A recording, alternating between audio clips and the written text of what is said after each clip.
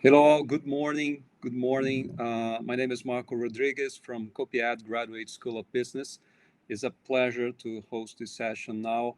Uh, we have here with us Marcos Lewin. Uh, Marcos has a degree in business administration from the Federal University of Rio de Janeiro with multiple specializations, including an MBA in finance. Uh, and he works with risk management at Vale, a global company, and he gets involved in diverse areas such as budgeting, product management, information technology, and environmental and sustainability relations. Okay, Marcos is going to talk about some of Vale's main challenges right now. Marcos, they are all yours. Thank you very much. Good morning, good afternoon, good evening. Thank you very much, Marco. It's a pleasure to be here with you. Welcome. That should be a nice moment that we are going to have together. Please feel free to interrupt myself all the time. Okay, we have 45 minutes, so I will be very focused. My presentation is very small, just I think 4 or 5 slides. So I'm expecting to talk and to have a chance to to exchange with you a lot. Okay.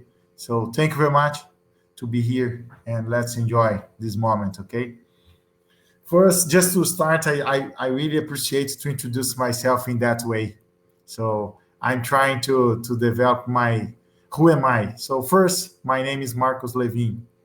I have 39 years old. Actually, tomorrow I will be 40 years old.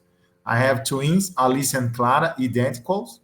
I get married with my wife 80 years ago, Natasha, and I've been working at Vale 20 years. Okay, so and that's a picture that I have in the north of Canada. But it's a pleasure to say that when you have a chance, as I have in Vale, I've been working all in all areas, in all different countries, in a lot of different countries in the world. So it's interesting to share a little bit of that experience with you, so please feel free to interrupt myself. And this is my twins with me in the Maracanã Stadium that I love soccer game. So this is me. And then a formal perspective, I've been working at Vale 20 years. I've been working, as Marco said, I will not repeat everything, but I've been working in different areas. So I think that's interesting because give me a opportunity to have a different perspective on the same subject. So I've been working in the HR department, risk, budget, performance, capital projects, in technology, IT, and communication department. And today I'm responsible to health, safety, environmental risk, and emergency response as a base metal South Atlantic, nickel and copper area in Brazil. That's representing almost 10,000 lives. Okay. Next slide, please. So to start, I just like to talk with you. We're gonna talk today about three lines of defense. Okay, but before we start to talk about three lines of defense, we should think what are risks? What's the concept of risks? And to be transparent with you, I don't like to try to develop or create understanding about anything. I like to copy and paste. The knowledge is already here. So we have to feed the knowledge to learn and just take advantage of that. So when we think about what the risk is, there are two concepts that's very common in the world. I will take just the first note here because that's very amazing, but we can read the PowerPoint during my talk. Risk is the effect of uncertainty on goals. Why am I saying that? We should think what's your goals before you think what's your risks. If you do not think about that, you are may not understand what's your risks. You have to understand what are your goals. I like to give you some different examples to discuss here with you. Just give one opportunity. When you talk about a war in the United States and in the when you have the attack of Japanese team in the port of United States, the kamikaze, what was the goals from those people, from those team? The goals was to take some lives or to destroy some equipment. So when you understand that goal, you can map the risks. So the risk from that team was to not be complete full equipment and to not arrive there. I'm just giving a complete different example, or if we talk about 11 September, almost the same. If you do not understand your goals, you will not be able to define your risks. So before you starting to think about what are your risks, you should think very well what are the main goals that you have. After that, you'll be easier to understand the risk that you have in your hands. So don't say it's easy. Don't think it's easy. It's look like easy, but when you start to really talk and realize what are your risks, it will be better understanding to define your risks. I'm repeating a lot because I'm really trust that's very, very important to starting point. Okay. So with that in your hands, you can think the next slide. Please interrupt myself anytime. All the time when you think about risk, we just think about the treat, what you have that could be the worst case scenarios for you. This is the most useful or common discuss because you are concerned what would be negative for you. But you have to think not negative perspective. You have opportunity. And what opportunity? It's a risk too. Because if you are not prepared to any opportunity that could be materialized, you will not be you will not be prepared to receive that opportunity. So when we talk about risk, we are not talking about bad things. We are talking about opportunities or threats or negative consequence, something that could be materialized as a negative consequence. This is something very important because when you are in your company, in your job, or in your own company, you have to think in the both ways. Depends where you are, when you are in your curve of maturity of your company or in your industry, you will be more focused in your treat. But do not forget to have someone thinking about opportunities. Opportunities could be important risks, and if you do not if you are not prepared to take that opportunity, that could be a treat for you because someone will be prepared to receive that opportunity. So this is very, very, very important. Okay. Uh, okay. I got here. If you notes, I got here. You have question written here.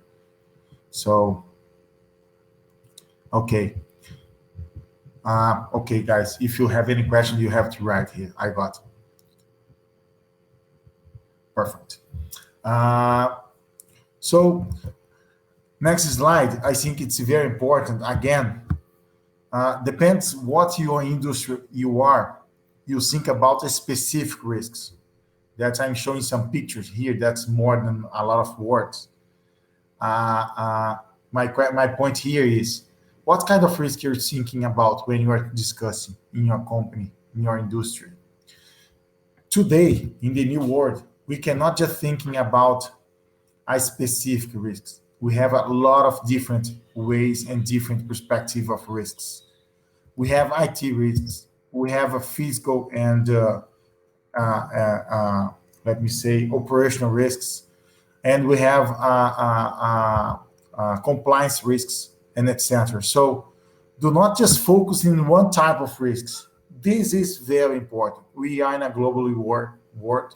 We are in a globally perspective. So if you are just thinking about one specific type of risk, what I can say to you, you are accepting some risk that you are not seeing. And something that I always like to say is the main risk that you have is the risk that you are not seeing. You are not expecting that could happen. I'm not saying that will happen. But if you are not treating that risk, that will happen.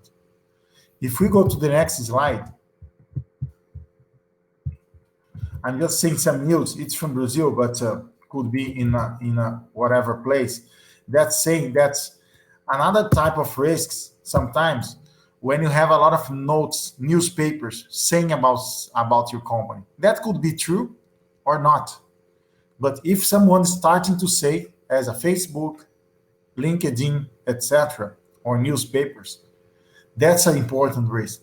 That's an important risk that you have to treat. So you have to think. I'm just giving some examples here. Uh, when you have an important thing happens in your company or something that people say it's important, even for you was not mapped is important, you have to think about that. Today, it's not what your company inside thinking about what's risk.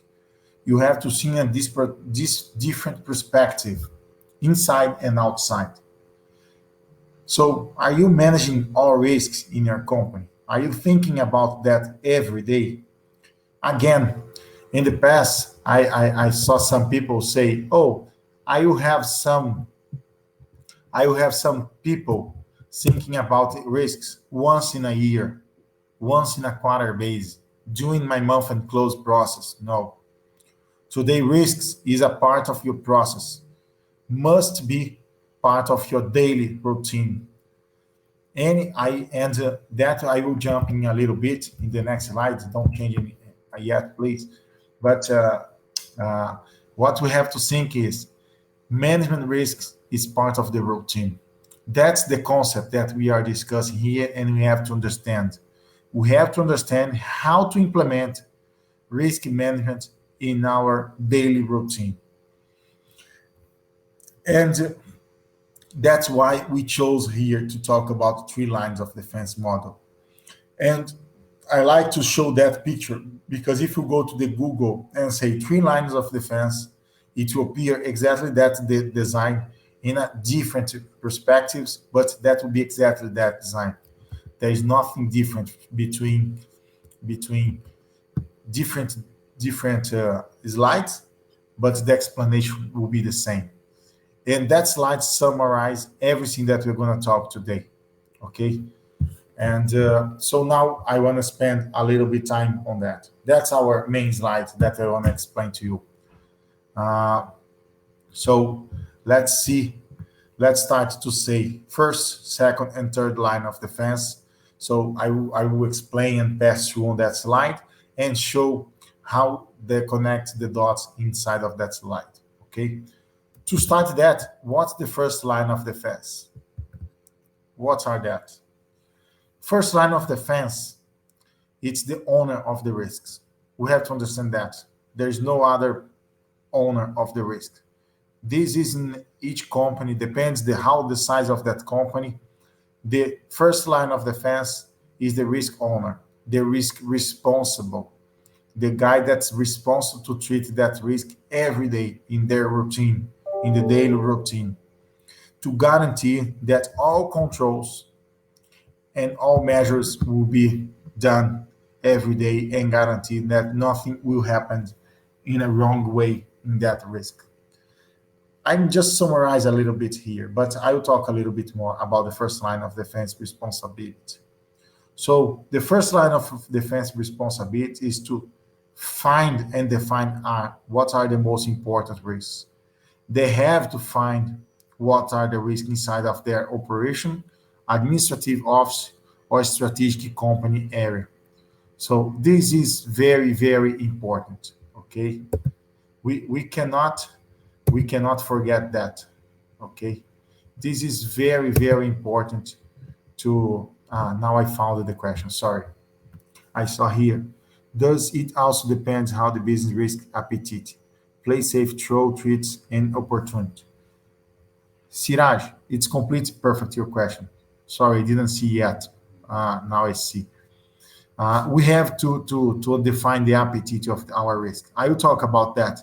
Today, we are not saying more the name appetite because people are not understanding that outside of the companies correctly. We are saying business risks. We should define what's acceptable or not acceptable in our company.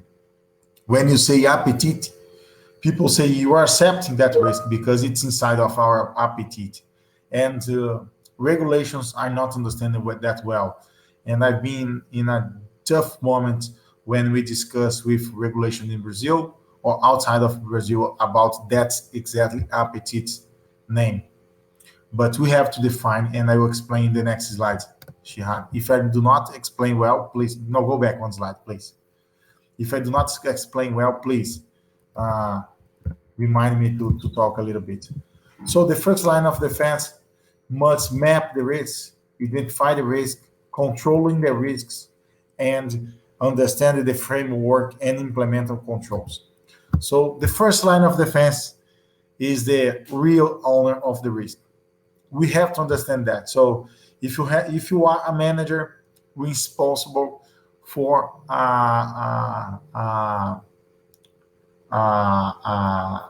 let me say a mill or a dam, you are the risk of the you are the owner of that risk, or you have to take care. If you are the manager of the bus team drivers, you have to manage the risk. You have to define which kind of control you have. You have to define which kind of drivers you have. You have to define which kind of bus you should have. Okay. What are the second line of defense? The second line of defense, and this is, I will give you some specific points about the second line of defense, but the second line of defense is someone from your company, inside of your company, beside of the senior management. I'll talk a little bit about that. That will define, let me say, the main achievements, the main procedures, the main golden rules, and guarantee that the first line of defense is doing no less than that. Define reporting, define routines, and guarantee that all first line of defense that you have in your company will be, and no less than that.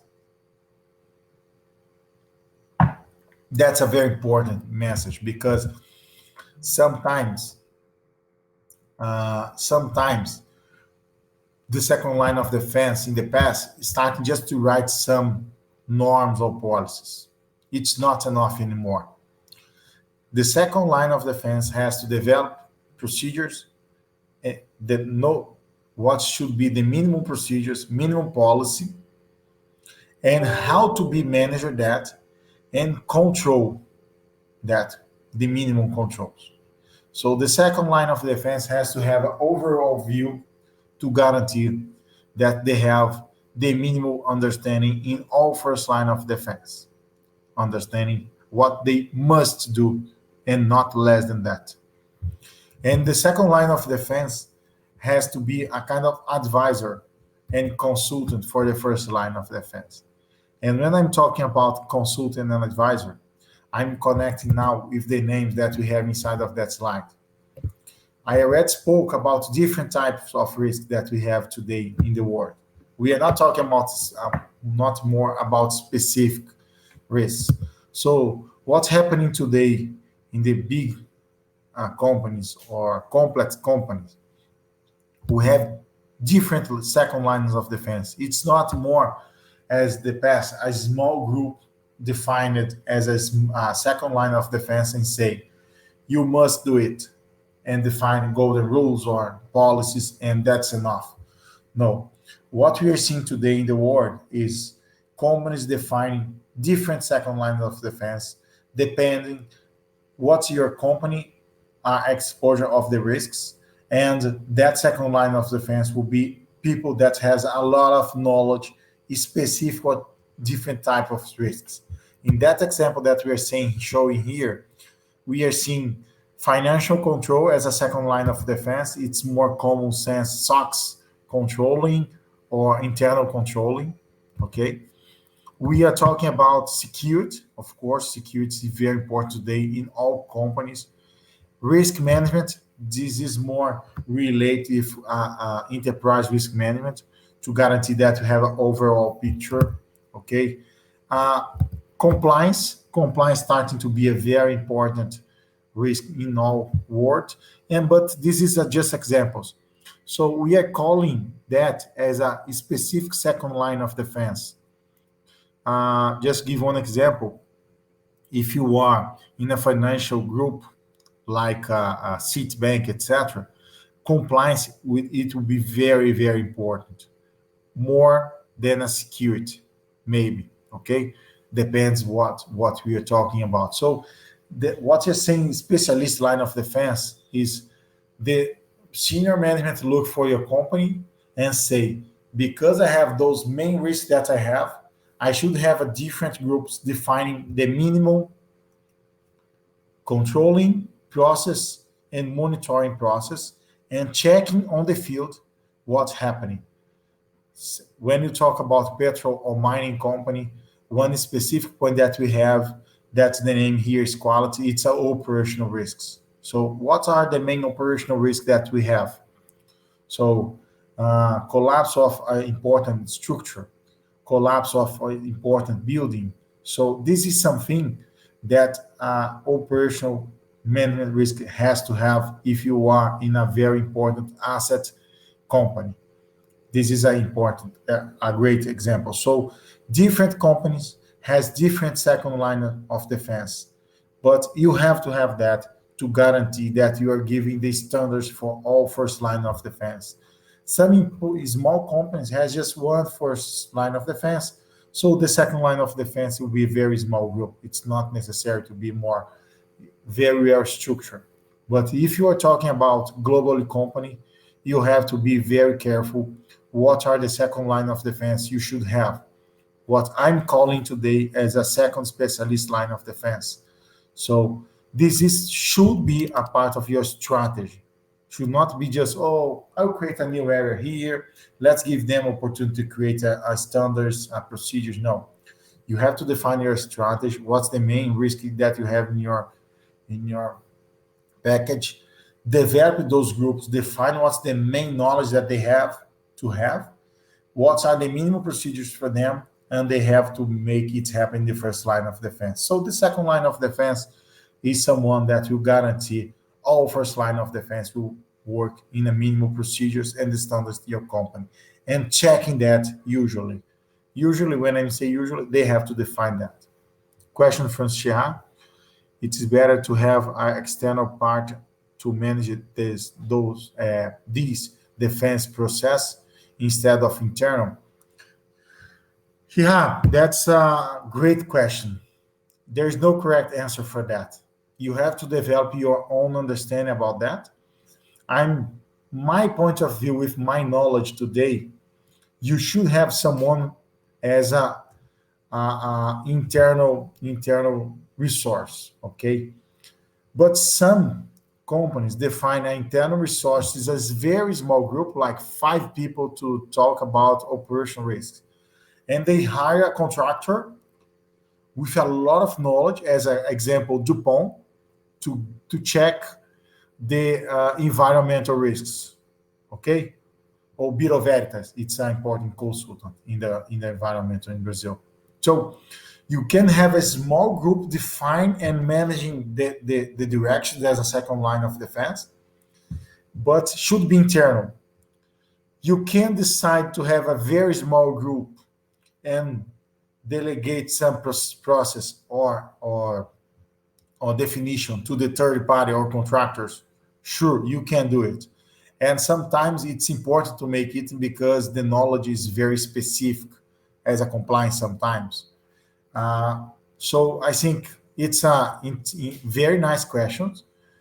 You have to take care to not deliver your responsibility to someone that has not your responsibility, because the second line of defense must, it's not should, must guarantee that the first line of defense is doing what they should do. So if you do not have a small group as an internal resource, I do not believe that it works exactly how you expect it. So the better development, in my experience, you should have a small internal group as a company, as your own group, and you can contract a third party to guarantee that the main process will be delivered. Just one example, the one of the responsibilities of the first second line of the fence is going to the field and checking on the field what's happening. So that checking and balance could be done for the contractors hiring for the second line of defense.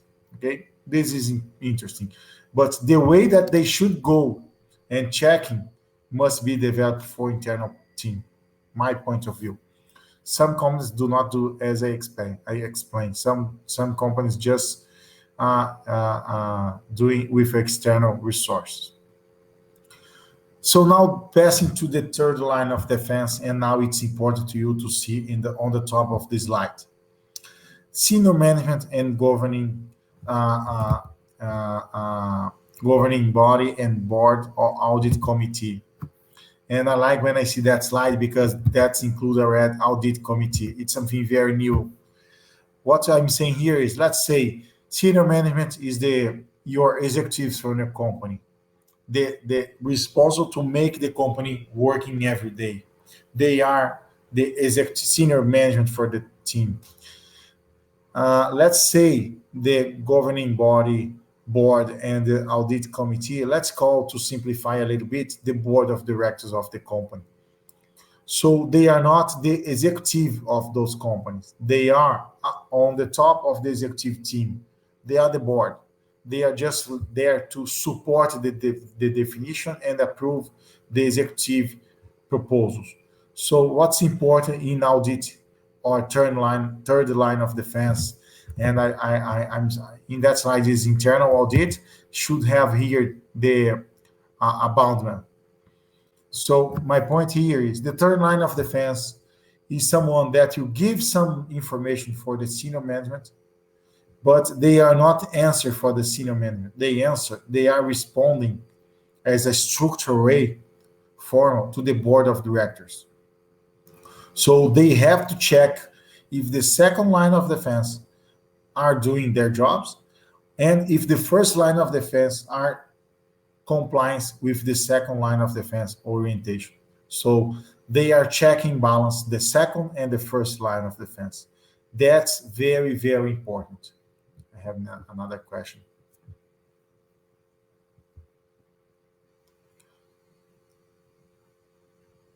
I will talk a little bit about that very soon now. And can now these risk management measures lead in a micro management can negative impact? DT, will talk. Great question. Uh, so the third line of defense should check those balance, and I will take advantage of the Panday question. If I'm not to say the names correct, I'm sorry. And Visorani questions to talk a little bit about that. Why we have three lines of defense? First and second line of defense answer to the senior management.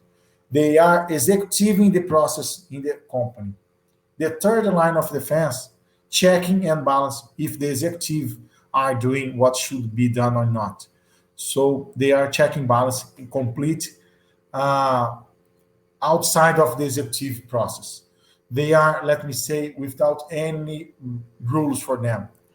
And your question is amazing, Pandey. The point here is to not have a micromanagement. The executive manager and the board of directors have to define how those three lines of defense are working together and in a complementary way. What I'm saying is the third line of defense should audit and control in a high level process and what was defined to be checking in a high level process. And when they see something different in the second line of defense, they have to guarantee that they will improve the complete process in your company. They should not just taking care about the small things. They have to check and balance the high level in the second line of defense.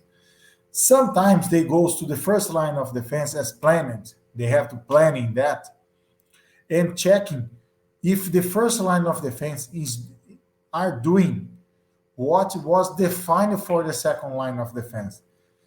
The problem sometimes happening, Pandey, when the audit goes to the first line of defense without any procedures and checking what they want to check. That create a lot of noise and problems. If they read the procedures and the standard for the second line of defense, define a way to checking that, standardize that, and go to the first line of defense and supporting to check that, that will add value. If they just goes without procedures and process to make it happen, they will create a noise and do not improve the company. And the second line of defense has to do the same of the third line of defense, but focus on the first line of defense. And what's important, Pandy, they must define the timeline. So if I come to that operational site once in a year or twice in a year or once in 2 years, to guarantee that the second line of defense should not go on the same time on the first line of defense with the third line of defense. Because you have to see the first, second, and third line of defense as a net. So we are taking care to guarantee that no risk will be materialized. So the first line of defense have to do their jobs every day. The second line of defense has to have some KPIs to monitoring that, let me say monthly, in a monthly way, depends which company you are. And the third line of defense and the second line of defense with those KPIs should develop a procedure to go on the field and check sometimes once in a year, once in a quarter base, depends the company how we are, to checking the first line of defense. And the third line of defense has to develop the same process and the same timeline to go to the second and the first line of defense. With that, what we are saying, I'm not sure if you know that, I didn't bring here the cheese, I forgot how to say that in English. When you have all the I forgot the name in English. 1 second. Uh, 1 second, 1 second. I got here. If you got all locks on the cheese aligned and you have a risk materialized. So the third line, the three lines of defense has to combine and define how to working together to make it happen. Okay. And how we can make it happen. We have to define procedures to everyone, explain the benefits to have that. So how to embed everyone will make it happen. We have to define procedures, and that must be defined from the board of directors for each company. The board of directors company has to say for the senior management what was the minimum definition that they have. What I'm saying is we have to define a policy to guarantee that the executive manager will make it happen. So the board of directors has to define a policy, what they expect for the senior management, and the senior manager has to develop a second line of defense that will define some procedures to guarantee that one will develop. What I like to say here, with those three lines of defense, we guarantee that nothing will happen. No. That will support to less things will happen. But we have to prepare ourselves when something happens, and I will talk later. What we have more than three lines of defense, and I have to say, depends where you are in the world, you have 3, 4, 5, 6, 7, 10 lines of defense. Because when you have external audit and regulators, depends which country you are, which state you are, you have more lines of defense. Why we have more lines of defense? Because we have to guarantee nothing will happen. So if the three lines of defense make something wrong, the external audit should find that in external check and balance. And the regulations for each country, sometimes in the world, should regulator and check what's happening to guarantee nothing in a big perspective will happen. So when you talk about women's rights as example of risk today in the world, the regulator is on sometimes. So it's very interesting to think about that. The lines of defense The three lines of defense is related with internal process. But we have external process to guarantee nothing will happen. Nothing should be materialized as a big process, okay? Some small will happen. So it's very, very important to be implemented. Depends the size of your company. Sometimes the second line of defense will be bigger or smaller, and you have a lot of first line of defense. Okay. I just would like to add one point. Even if you have one first, second, and third line of defense, the senior management and the board of directors, there is one sentence that I would like to give you. The risk owner must have delegation to take decision. The risk owner, the guy that's on the field doing his job, could be financial, could be operation, or could be IT. He has to have ownership and delegation to take decisions if something goes wrong. This is something very important because sometimes things goes wrong. Everyone will not see something, but when something is going wrong, the risk owner should have a delegation to fix fast, or you have a trouble because you didn't have time to solve the problem, even if the problem was seen. Okay. So going to the next slide, if you don't have answer, I'm seeing here not new answers, not new questions.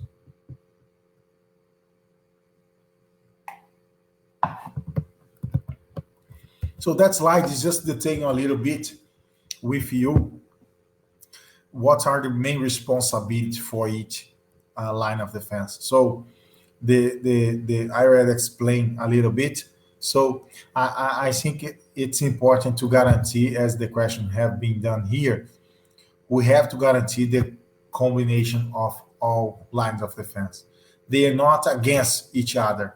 They are working together. They working together. That's very important message here. Okay. I'm seeing that. No question. Okay. Next slide, please. So talking about the three lines of defense, I already pressed a little bit about that. Company must define clear risk management policies and standards. It's not acceptable anymore. Companies do not have that. In the past, sometimes companies said, okay, we are managing the risks. I'm okay. I'm talking about that every day. No.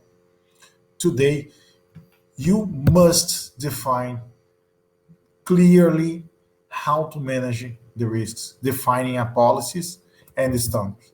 Don't say you are okay if you do not define that. Okay.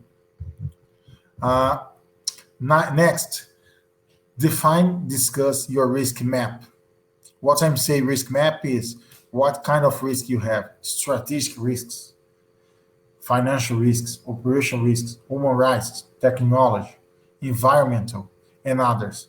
Just give one example. There are some companies that do not exist anymore because they didn't understand and they didn't treat the strategic risks. Okay.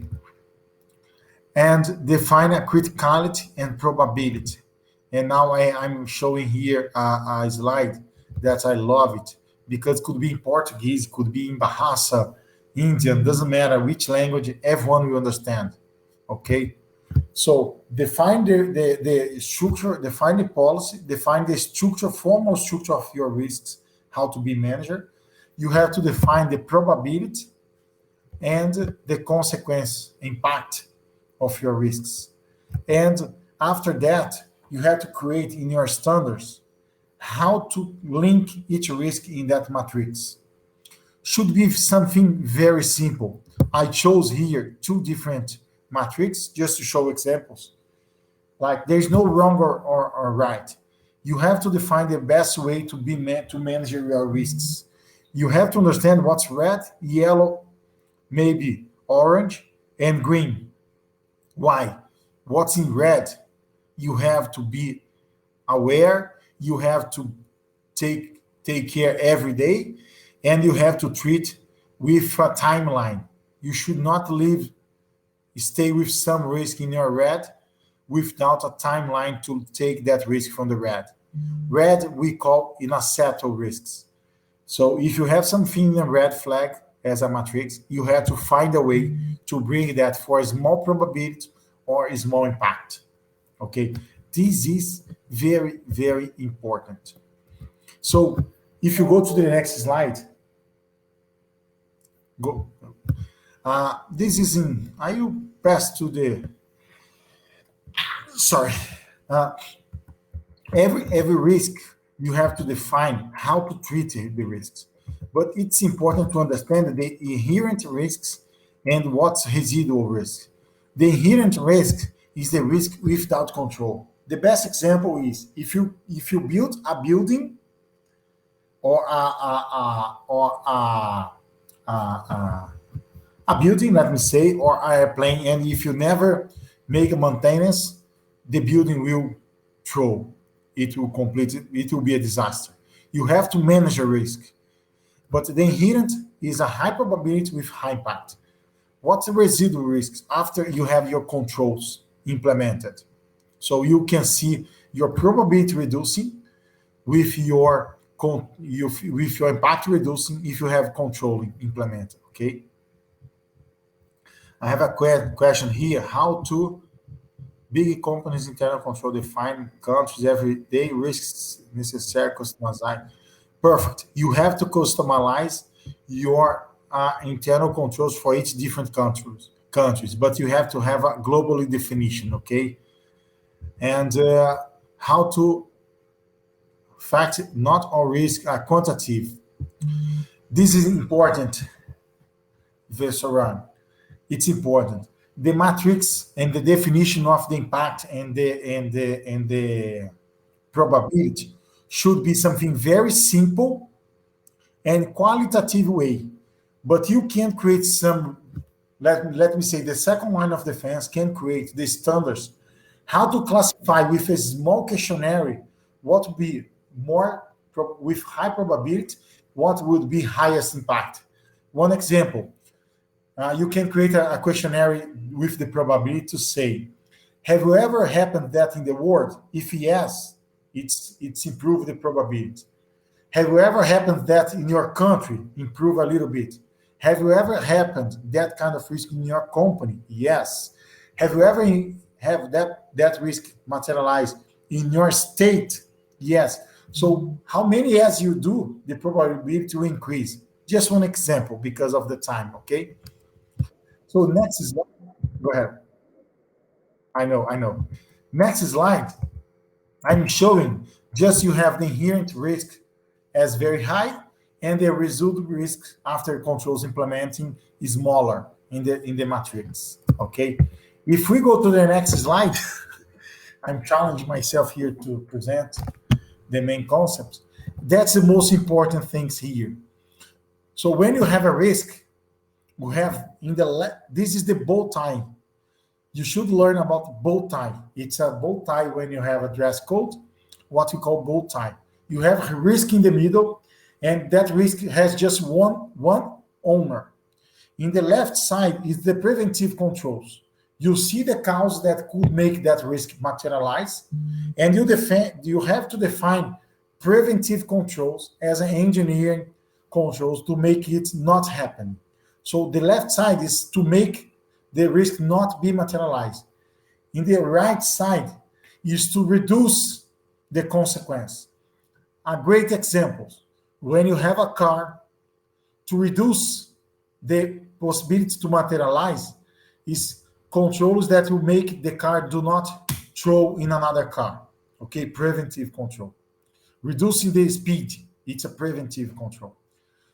So now when you speak about recover or reduce the consequence, when you dress the seat belt, when you have the airbags, when you reduce the speed, sorry, put in the left, in the right. So when you increase controlling, if the risk be materialized, will be less than expected. Okay, guys, I'm passing here very fast. It's 45 minutes. This is okay. I already spoke to reduce. This is just to say you can have a risk that you can accept, avoid, or reduce, or transfer. Do not accept something that's not acceptable for you. You have to think about it, okay? Or you can reject. So thank you very much. It was very fast. It was a challenge to speak about that. It will be a pleasure to keep that talk. My name is Marcos Levin. I'm in the LinkedIn, Marcos Levin. My email is that marcoslevin81 at gmail.com. Please send me emails, notes, and we can keep talking about that. Okay. Thank you very much.